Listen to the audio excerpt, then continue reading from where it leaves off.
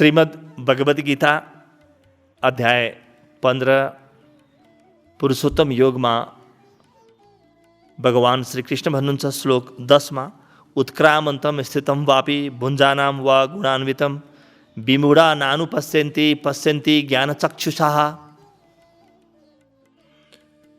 शरीरलाई छोडेर जाँदै गर्दा वा अर्को शरीरमा स्थित हुँदा वा विषय सुख भोग्दा पनि त्रिगुणले युक्त जीवात्माको स्वरूप मूढ मनुष्य जान्दैनन्, ज्ञान रूपी चक्षुयुक्त मनुष्यले मात्र जान्दछ। अब आयो अघिल्लो श्लोकमा जुन विषयको चर्चा थियो कि यो दुःखालय अशाश्वतम, यो दुःखले भरिएको र छेडभङ्गुर जुन संसार हो, यो संसार प्रति पिठ्यौँ फर्काउने, मुख फर्काउने होइन, यसबाट विमुख हुने र के सन्मुख हुने, आत्म सन्मुख हुने, आत्मातिर अनुहार फर्काउने, संसारतिर पिठ्यौँ फर्काउने। आज हाम्रो दौड उल्टो छ। हामी आत्मातिर पिठ्यौँ फर्काएर संसारतिर अनुहार फर्काउँदै दौडिएका छौँ। त यो गर्ने व्यक्ति उसले के गर्छ रे त भन्दा, हेर्नुहोस् है त, कस्तो प्रकारको व्यक्तिले यो अनुभव गर्न सक्छ?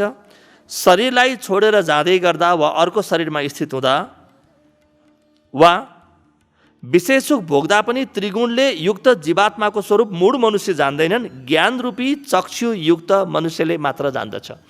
अब ज्ञान रूपी चक्षु खोल्नु पर्छ। यो कुनै बाहिरबाट चस्मा किनेर लिएर आउने आँखा होइन। यो आफू भित्र छ, यो आँखा हामी भित्र छ। जबसम्म हामी शरीर, मन, इन्द्रिय र बुद्धिका व्यापारबाट अलग हुन सिक्दैनौँ, तबसम्म यो दिव्य चक्षु प्राप्त नै हुँदैन। तबसम्म यो अन्तर चक्षु हाम्रो जीवनमा आउँदैन। यी व्यापारबाट म अलग भएँ भने तत्काल, अब हेर्नुहोस् त, तत्काल म के गर्छु त भन्दा 8 प्रकारका क्रियाहरू यी दुईटा श्लोकले भन्छन्। यसले के भन्छ? शरीर छोडेर जाँदा उत्क्रामन्तम भुञ्जानम वा गुणान्वितम विमूढा नानुपश्यन्ति। अब यसले के भन्छ भने स्थितम वापि, शरीर छोडेर जाँदा, स्थित रहँदा वा भोगहरू गर्दाखेरि, र अघिल्ला श्लोकमा अरू 5वटा विषयहरू आए। यसरी कुल मिलाएर 8वटा विषयहरू प्रति सजग रहेर, एक त म यो जीवन हुँदाखेरि इन्द्रियबाट भोगिरहन्छु, मृत्युको बेलामा फेरि सबैमा वायुले जसरी गन्धलाई समेट्छ र नयाँ ठाउँमा लिएर जान्छ, सबै कुरो छोडिदिन्छ। त्यसै गरी शरीर त यहाँ छुट्छ, तर मेरो चेतनाले सूक्ष्म शरीरलाई धारण गरेर अर्को शरीरमा जान्छ, नयाँ शरीरमा हाम फालिहाल्छ। त्यो नयाँ शरीरमा हाम फालेपछि फेरि त्यहाँ के गर्छ? अघिल्लो श्लोकमा आयो कि भोग सुरु गर्छ।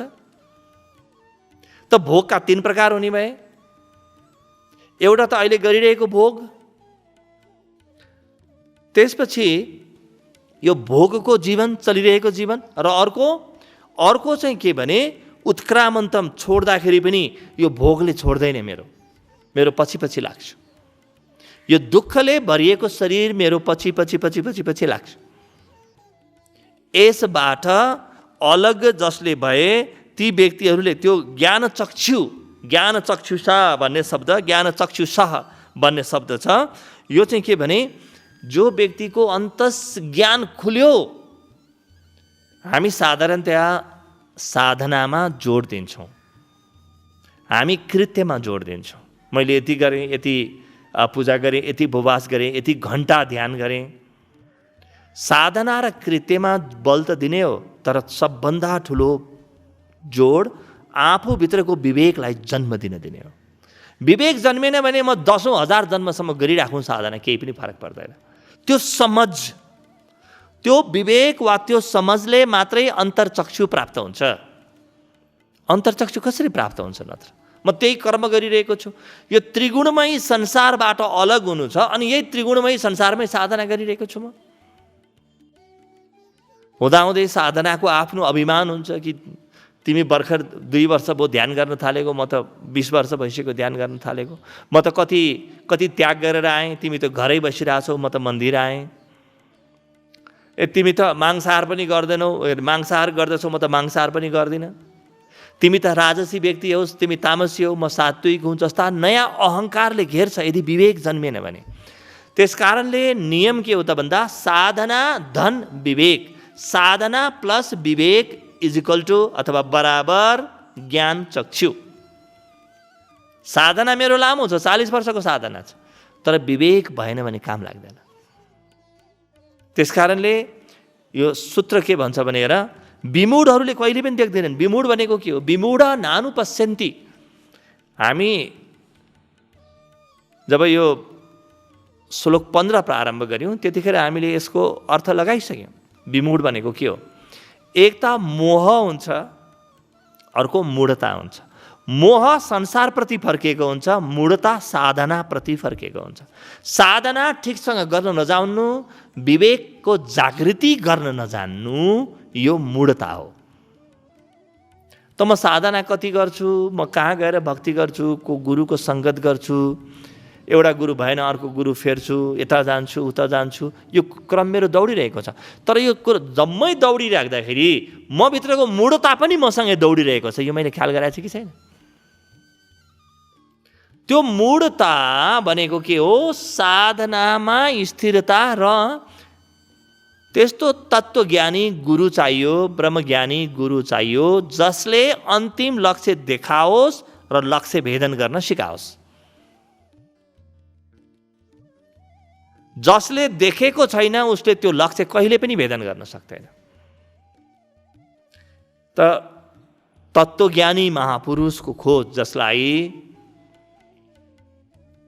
सनातन वाङ्मयले श्रोत्रिय ब्रह्मनिष्ठ व्यक्ति भन्दछ,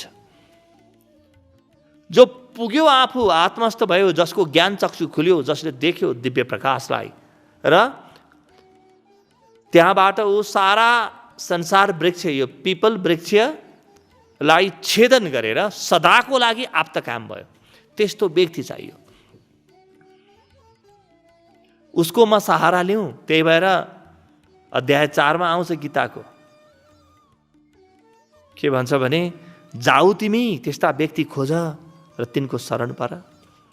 शरण पर्नु भनेको खुट्टामा पर्नु होइन, उसले देखाएको लक्ष्यप्रति दृढ रहनु नै शरण पर्नु हो। गुरुको शरण भनेको के हो? गुरुको एकमात्र लक्ष्य हुन्छ संसार वृक्षको छेदन अनि आत्म तत्त्वसँग मिलन। संसार वृक्षको छेदन र आत्म तत्त्वसँग मिलनको दृढ लक्ष्यमा हिँड्नु शरणागत हुनु हो। यो हो शरणागत। कोही व्यक्तिको शरणागत हुने विषय होइन यो। गुरुले पनि त्यो लक्ष्य दिन्छ, अन्तिम लक्ष्य। तर जो सद्गुरुले अन्तिम लक्ष्य देखेको छ उसले मात्र नै दिन सक्छ। होइन भने मलाई फेरि यही संसारमा भड्काको भड्काइ गर्छु, यही संसारमा म भड्केको भड्काइ गर्छु। त्यही भएर यहाँ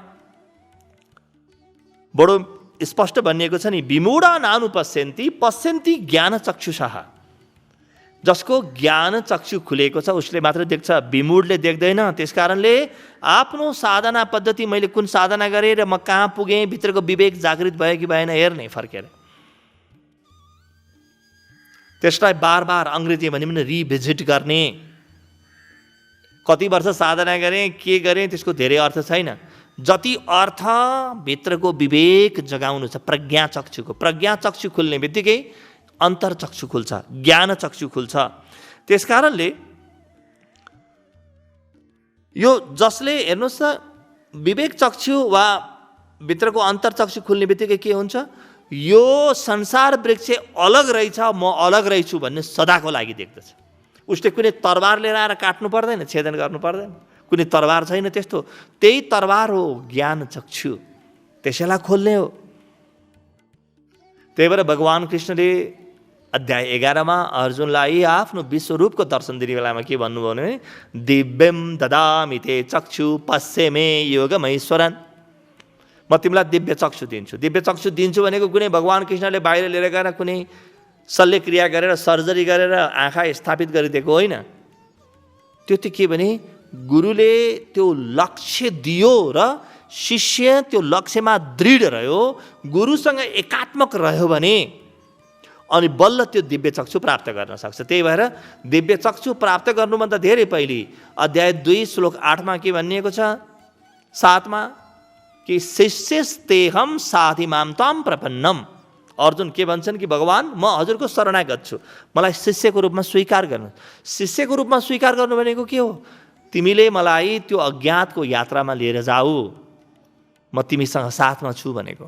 तिम्रो हातमा छोड्दिन। अब जन्म आओस्, मृत्यु आओस्, दुःख आओस्, सुख आओस्, जतिसुकै ठुला बाधा आउने, जम्मै बाधा त फेरि फेरि अर्को जन्ममा पनि आउँछन्, तर यही जन्ममा म संसार वृक्षबाट अलग हुन चाहन्छु भनेर अर्जुनले जुन घोषणा गरेका थिए, त्यही घोषणा स्वरूप दिव्य चक्षु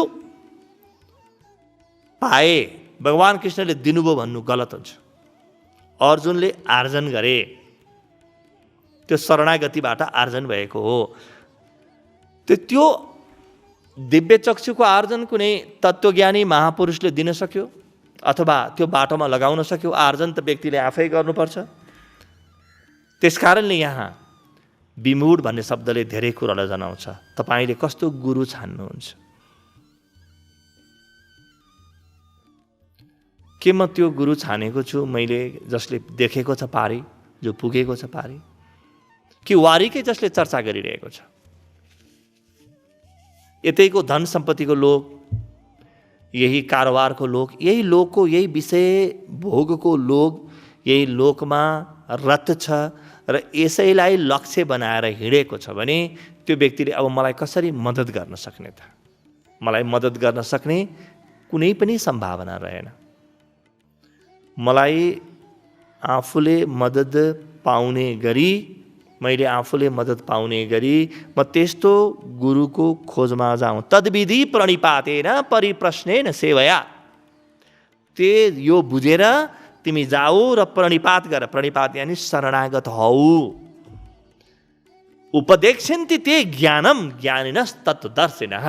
ती तत्त्वदर्शीहरूले, ती महाज्ञानीहरूले तिमीलाई लक्ष्य देखाउनेछन् र लक्ष्यको भेदन गर्ने साधना दिनेछन्। त्यसकारणले साधनामा मूढता रोग हो, संसारप्रति मोह रोग हो। यी दुईटैबाट अलग हुन सिक्ने व्यक्ति मात्रै त्यो संसार वृक्ष छेदन गर्न सक्छ।